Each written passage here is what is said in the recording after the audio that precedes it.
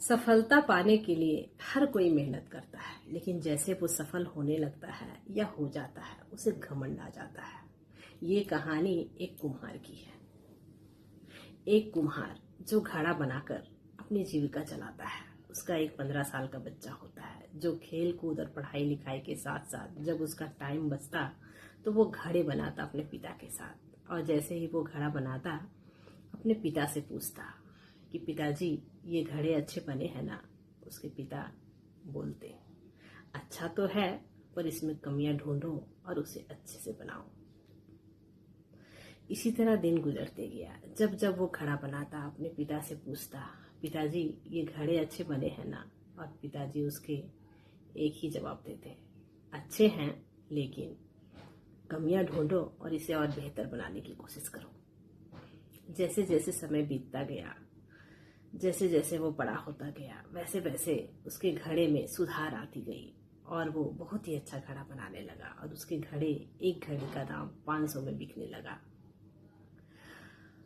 फिर भी वो पूछता कि पिताजी घड़े अच्छे बने हैं ना। और पिताजी उससे हमेशा की तरह कहते कि अच्छे हैं, पर और सुधार करने की कोशिश करो। एक समय ऐसा आया कि उसके पिता का घड़ा एक समय ऐसा आया जब उसके पिता का घड़ा 400 में बिकने लगा और उसके बेटे का घड़ा 500 में। फिर भी वह पूछता जब भी वो घड़े बनाता पिताजी घड़े तो अच्छे बने हैं ना। और उसके पिताजी एक ही उत्तर देते अच्छे तो हैं, पर उसमें कमियां ढूंढो और उसे और अच्छे करने की कोशिश करो। इसमें से बेटा झुंझलाकर बोलता है कि मेरे घड़े तो आपसे भी अच्छे बने हैं, तभी तो मेरे घड़े 500 में बिक रहे हैं और आपके 400 में। बेटे की ये बात सुनकर पिताजी चुपचाप हो गया और पिता ने कहा कि ठीक है, तुम जैसा समझो वैसा ही तुम करो। देखते ही देखते बेटे का जो घड़ा है उसके दामों में कमी आने लगी। वो जो 500 में घड़े बिकते थे वो धीरे धीरे कम रेट में बिकने लगी और धीरे धीरे बहुत कम बिकने लगी। और उसके पिता का घड़ा ज्यों का त्यों 400 दाम में ही बिक रहे थे।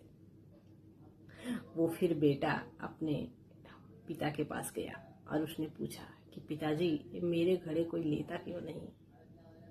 पिताजी ने कहा कि बहुत साल पहले मैंने भी ये गलती की थी और मैंने भी अपने पिता से यही कहा था कि मेरे घड़े तो बहुत अच्छे बने हैं, तभी तो इतने दाम में बिक रहे हैं। तब से मैं सीमित रह गया, इतने ही दाम, जिसकी वजह से मैं यहीं तक सीमित रह गया। किसी भी काम को जब हम करते हैं उसमें कुछ ना कुछ कमी रह जाती है जिसे हमें सुधारना पड़ता है। इसीलिए हमें संतुष्ट कभी नहीं होना चाहिए, बल्कि हमेशा कुछ ना कुछ सीखते रहना चाहिए ताकि हम बेहतर कर सकें। और हमें घमंड नहीं करना चाहिए। तो इस कहानी से हमें ये सीख मिलती है कि गुरु हमेशा चाहता है कि हम